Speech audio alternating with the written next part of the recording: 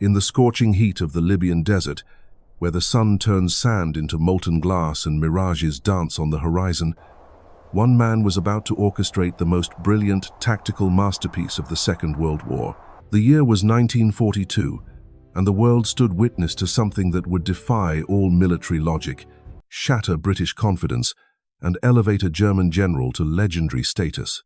This is the story of Erwin Rommel, the Desert Fox, and the Battle of Gazala that sent shockwaves across every continent and changed the course of the North African campaign forever.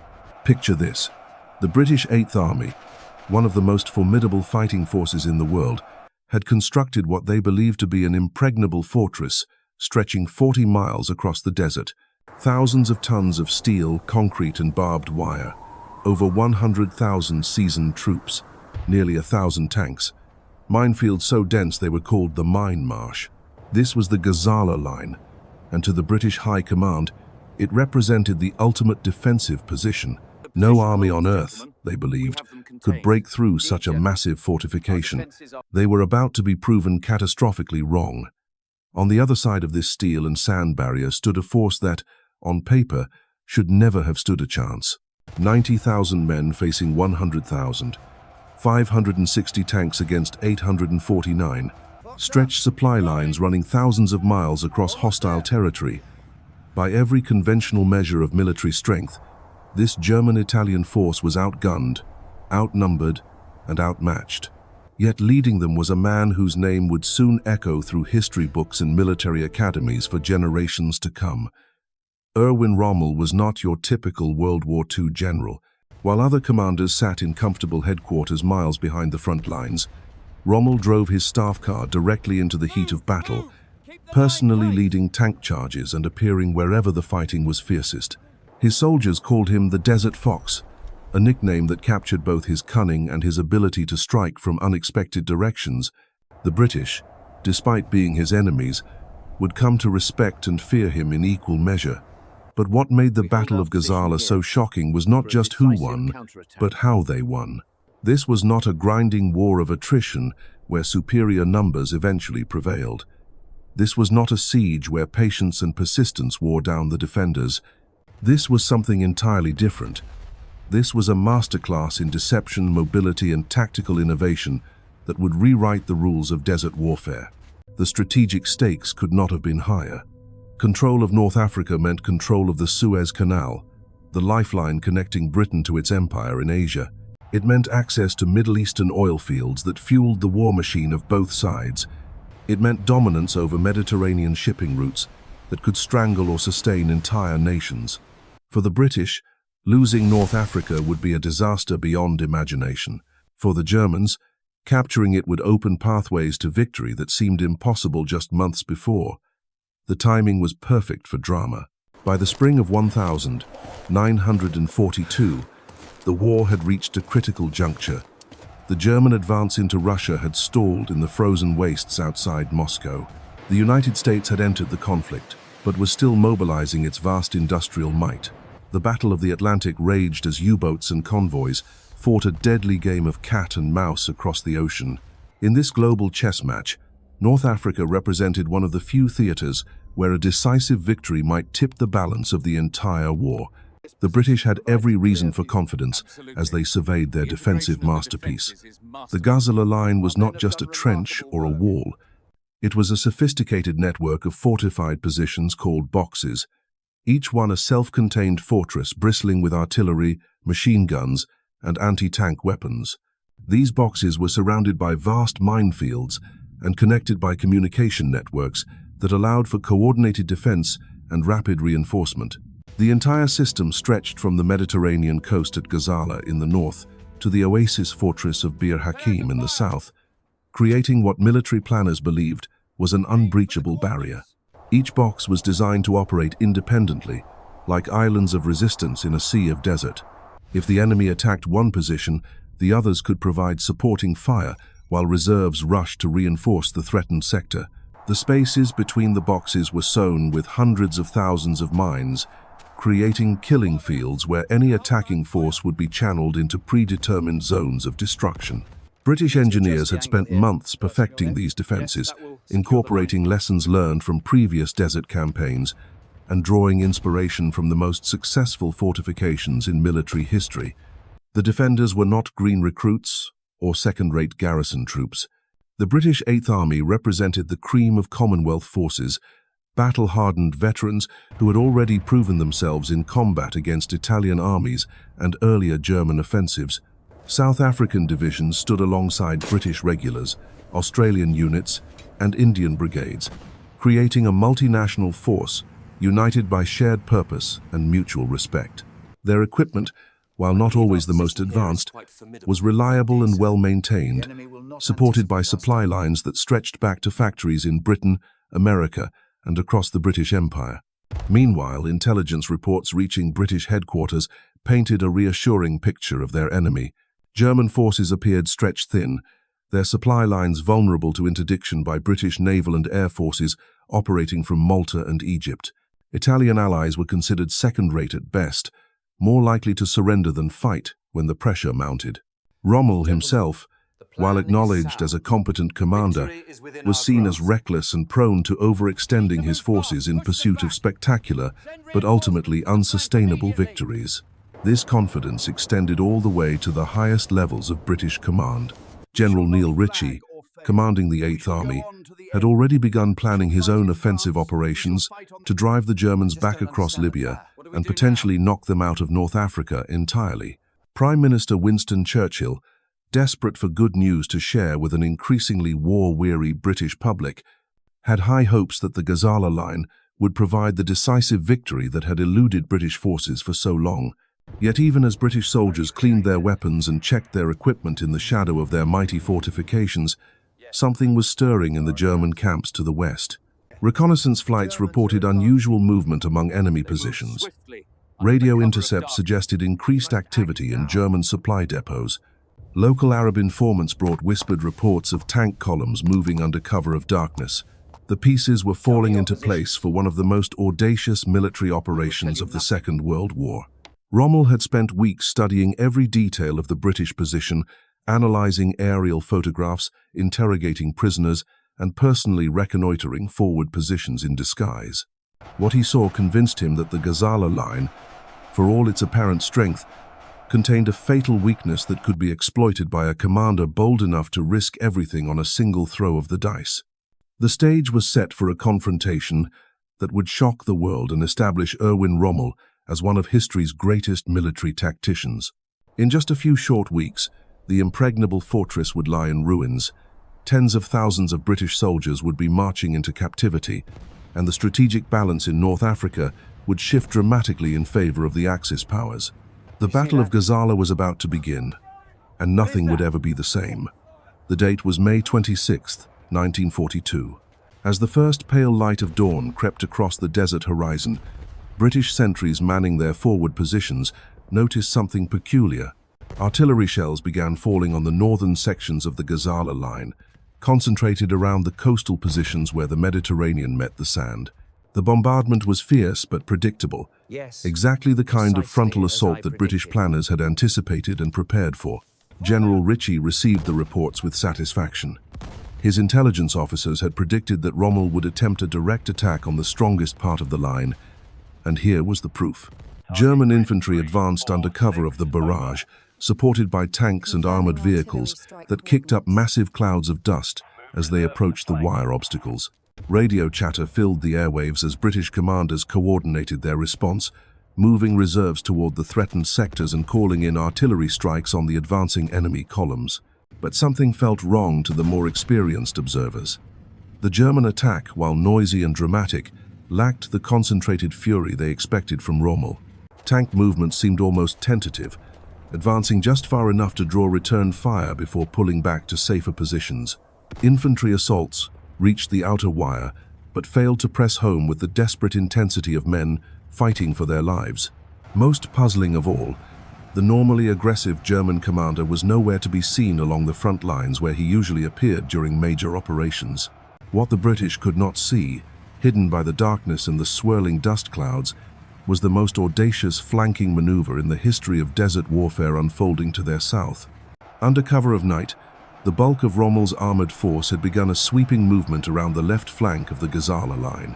3 entire divisions, including the elite Afrika Korps, were racing through the open desert in a massive arc designed to bring them up behind British positions by morning. The logistics of this operation were staggering. Thousands of vehicles, from massive tanks to delicate radio trucks, had to navigate treacherous terrain in complete darkness while maintaining radio silence. Fuel trucks struggled to keep pace with the armored spearheads, their precious cargo sloshing dangerously as they bounced over rocks and through wadis. Medical units, artillery batteries, and supply convoys stretched for miles across the desert, all moving with clockwork precision toward their assigned positions. Rommel himself rode at the very front of this steel serpent, his command vehicle equipped with extra radio sets that allowed him to maintain contact with every element of his force. This was leadership of the most personal kind, where a single commander could influence the course of battle through his physical presence and immediate decision-making. While British generals studied maps in air-conditioned trailers, the Desert Fox was breathing dust and feeling every bump in the desert floor alongside his men. The southern anchor of the Gazala Line was held by the Free French garrison at Bir Hakeim, a collection of Foreign Legion veterans and colonial troops from Chad and the Congo. These men, fighting under the Cross of Lorraine rather than the Union Jack, represented the hopes and dreams of a France that refused to surrender despite the humiliation of 1940. Their commander, General Pierre Koenig, was a tough professional soldier who had spent years in the colonies and understood both the value of defensive positions and the importance of making every shot count. As the sun climbed higher on May 27th, the true scope of Rommel's plan began to reveal itself. British observation posts reported large dust clouds moving north from the desert, but initial reports dismissed these as supply convoys or reconnaissance units. Only when the first German tanks appeared on the horizon, silhouetted against the morning sky like prehistoric monsters, did the magnitude of the threat become clear. The psychological impact was immediate and devastating. British units that had been confidently facing west suddenly found enemy forces approaching from the east, from behind their own lines. Radio networks crackled with confused reports as commanders tried to make sense of contradictory information. How could German tanks be attacking from the rear when the main enemy force was clearly engaged to the front? Had the intelligence reports been completely wrong? Was this some kind of elaborate deception? Panic began to spread through the defensive network as individual commanders made desperate decisions with incomplete information. Some units turned to face the new threat, weakening their positions against the frontal assault. Others maintained their original positions, leaving their flanks exposed to the German sweep. The carefully coordinated defense that had been planned and rehearsed for months began to unravel in a matter of hours. But Rommel's masterstroke was far from complete. The German spearheads, racing through unfamiliar terrain at maximum speed, soon encountered problems that threatened to turn triumph into disaster. Fuel supplies, stretched thin by the longer-than-expected approach march, began running low just as the tanks needed them most. Mechanical breakdowns, inevitable when machines are pushed to their limits, left disabled vehicles scattered across the desert like metallic grave markers. Most critically, the French garrison at Bir Hakeim refused to collapse as German planners had anticipated. Instead of fleeing or surrendering when faced with overwhelming odds, Koenig's men dug in deeper and fought with a ferocity that surprised even veteran Afrika Korps officers. Every building became a fortress, every street corner a killing ground. The Foreign Legion, drawing on decades of colonial warfare experience, turned the oasis into a maze of death traps that channeled attacking forces into carefully prepared ambush sites. This unexpected resistance created a crisis that threatened the entire German operation. Supply convoys that should have been racing forward to support the advancing spearheads found themselves trapped south of Bir Hakeim, unable to reach their destinations without running a gauntlet of French fire. The German advance, which had begun with such promise, ground to a halt just when momentum was most crucial. Rommel faced the most critical decision of his career. His forces were scattered across 50 miles of desert, low on fuel and ammunition, facing counterattacks from multiple directions. The British, recovering from their initial shock, were beginning to coordinate a response that could trap his entire army in the open desert where superior numbers would inevitably prevail. Lesser commanders might have ordered a retreat, cutting their losses and returning to the safety of their original positions. Instead, the Desert Fox doubled down on his gamble, making a decision that would either secure his place in military history or destroy his army entirely. Rather than retreat, he ordered his scattered forces to concentrate in a defensive position that would become known as the Cauldron, a shallow depression surrounded by British minefields and defensive positions. It was perhaps the most audacious military maneuver of the entire war, deliberately placing his army in what appeared to be an inescapable trap. The situation that unfolded over the next 48 hours would test every ounce of Rommel's tactical genius and his army's fighting spirit. Trapped in what the British themselves dubbed the Cauldron, surrounded by minefields and hostile forces on all sides, the German commander found himself in a position that military textbooks would later describe as hopeless. His tanks were running on fumes, his ammunition supplies dwindling, and British artillery had found the range to his positions. Yet it was precisely in this moment of maximum danger that Rommel's true brilliance began to shine. While British commanders celebrated what they believed was the imminent destruction of the Afrika Korps, the Desert Fox was already planning his next move. He understood something that his enemies had not yet grasped. In warfare, the most dangerous animal is often the one that appears cornered, and he intended to prove that principle in the most dramatic fashion possible. The key to survival lay not in passive defense, but in aggressive action that would keep the British off balance and prevent them from coordinating their overwhelming advantages. Rommel began by personally leading supply convoys through the chaos, appearing wherever his presence was needed most. When fuel trucks became separated from their escorts in the confusion, he commandeered a reconnaissance vehicle and drove into the desert night to guide them to safety. When communications broke down between scattered units, he raced from position to position in his command car, coordinating attacks and repositioning forces with the speed and precision of a chess master playing against amateurs. The psychological effect of his leadership was electric.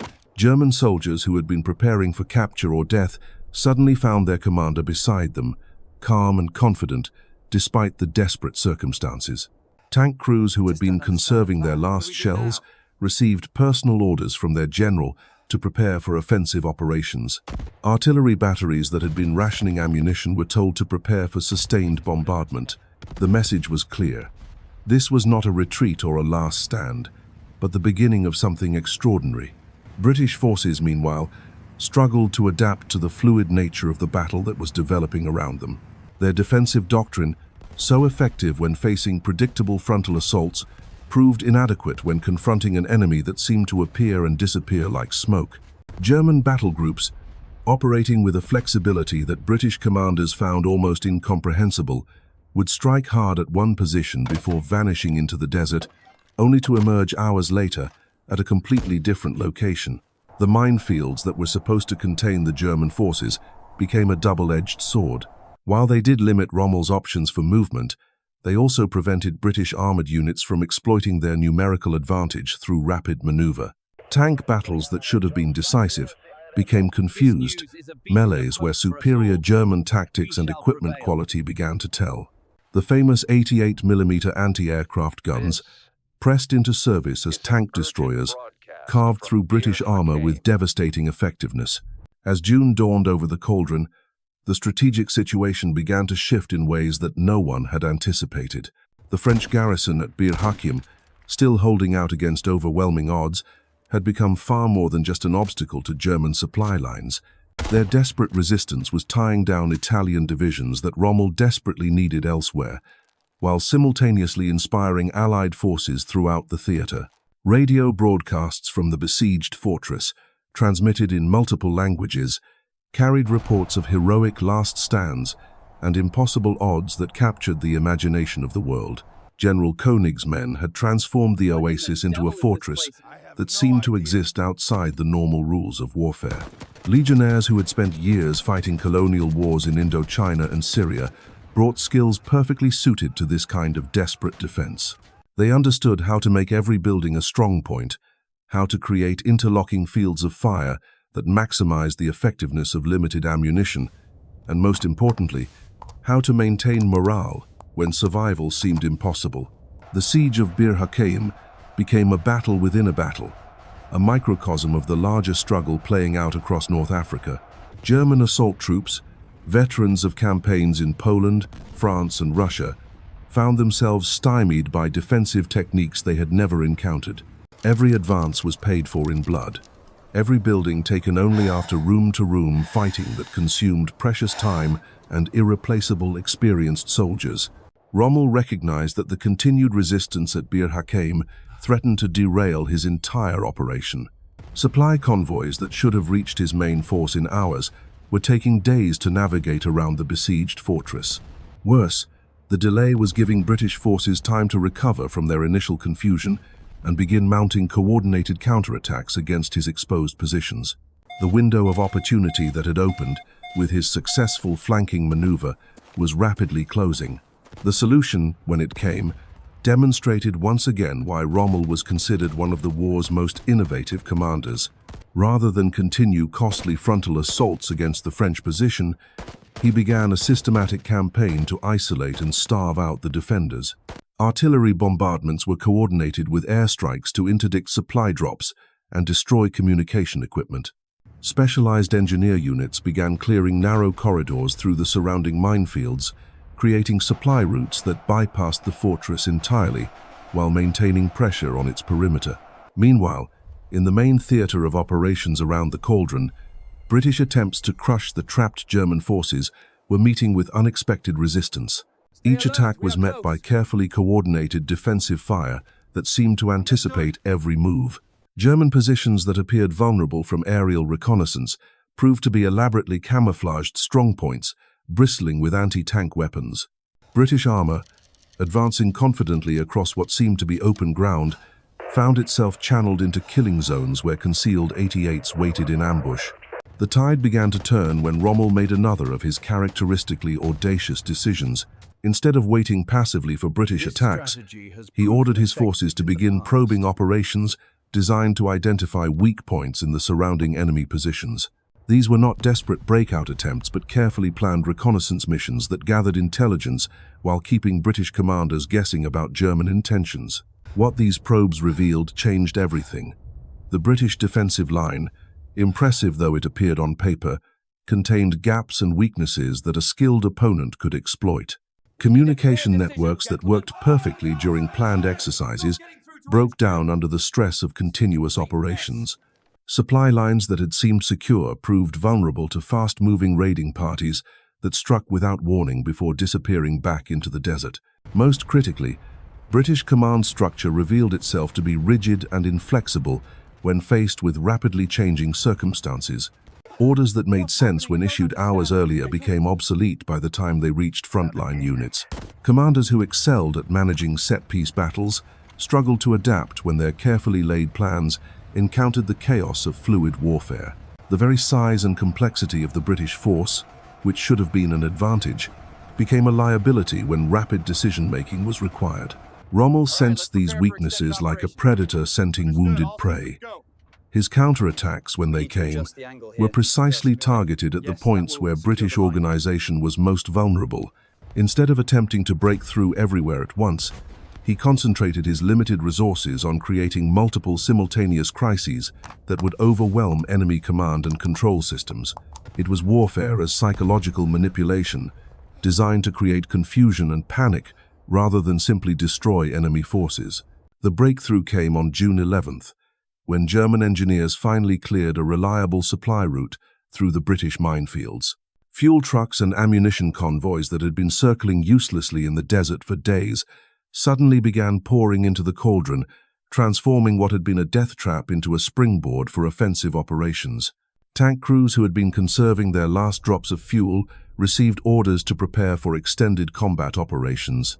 Artillery batteries that had been silent for hours roared back to life with devastating effect.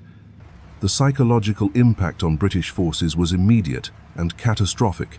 Units that had been confidently preparing to deliver the killing blow to trapped German forces suddenly found themselves under sustained attack from positions they thought had been neutralized. The hunter had become the hunted in a reversal so swift and complete that many British commanders initially refused to believe their own intelligence reports.